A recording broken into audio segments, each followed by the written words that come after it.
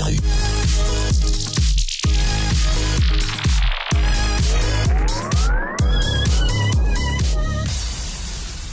here from the Apprentice Academy. I'm down here with Conmy, who works for Pannone, and this is part of a project called On Success, which is all about inspiring young people in their careers. So welcome to the interview, Lisa. Thank you, Jim. My first question really is, do you want to tell us a little bit about your role that you're doing now? Yeah, sure. I'm here at Pannone. I work as a client relationship partner with the clients, with entrepreneurs running their own businesses, and what I do is help to introduce them to our network. And also help them with business solutions, so that can range from providing them with PR to helping them try to reduce costs, a whole myriad of things. And then obviously I work with them as well when they need legal advice, then we find the right lawyers to match those clients. Before you got into the legal profession, could you just tell us a little bit about your first jobs? Yeah, sure. I guess originally my first job was based around business because it was on a market stall. So that was selling household equipment. And from there I moved on to then working in a clothes store where I was more incentivised then because it was commission based. So that was quite an interesting job. It was in the first shopping centre in the UK. Wow. What did you learn when you were on the market store? Because I bet you can learn a lot in that environment. Yeah, I think you do, yeah. Probably about, just relating to lots of different people and just taking an interest, or, I just found it interesting, the different people that I met there. And kind of how to do a deal. Yeah. You're working in the legal profession. Were you always interested in it when you were in education?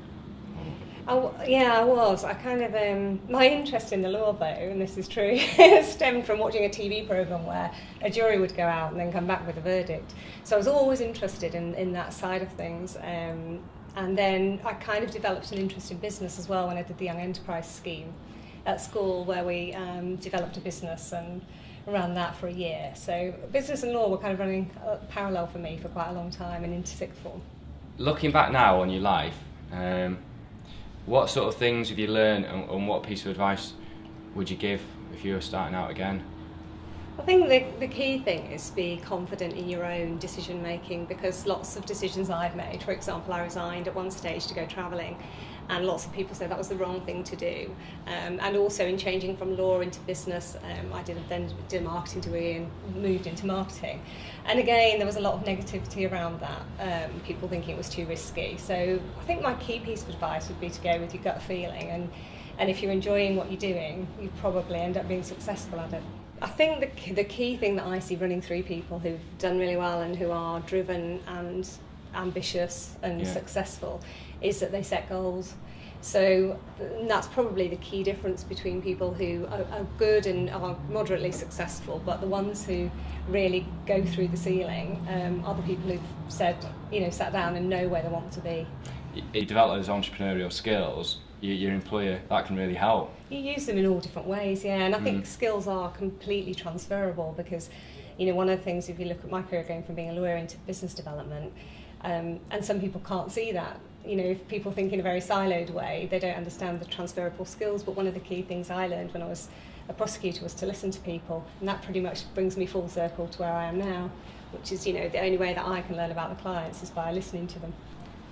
For a lot of kids that are leaving education now, not everybody's academic, and yet you do get judged by that, and it can really hurt your confidence. So you work with Lionheart. How did you sort of see that? Yeah, I think that's a really good project, because we're going to school, everybody gets involved, all the children, and I think some that are not academic, maybe not at the top of the academic classes, it gives them a chance to put themselves forward in a different way, and you see their confidence coming out and different skills evolving, which they may not necessarily find through sitting down and learning how to do maths, but you can see their brain works and they're creative and they've got entrepreneurial spirit, and I think then if you can give them confidence in that arena, it then hopefully flows back through. Definitely. There was read about a study recently where they said about they studied successful people, and it was 15% academic, 85% emotional intelligence, which is exactly why Richard Branson's been so successful. Yeah, I agree with that. Yeah. It was interesting. I met a guy called Bernie Shrewsbury, and he didn't do well at school at all, and it really hurt his confidence. And now he works with Mark Webber in Formula One. So he's happy. Yeah. So it's actually about hard work, dedication, goals. Not hard work. I think hard work is the absolute, probably the key thing, really. Yeah, definitely. Yeah.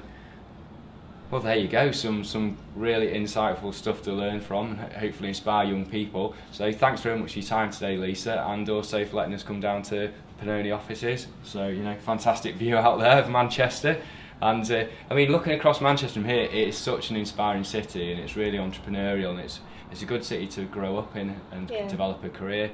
So really appreciate your time. Good to see you, Jim. Yeah, thank you. Bye.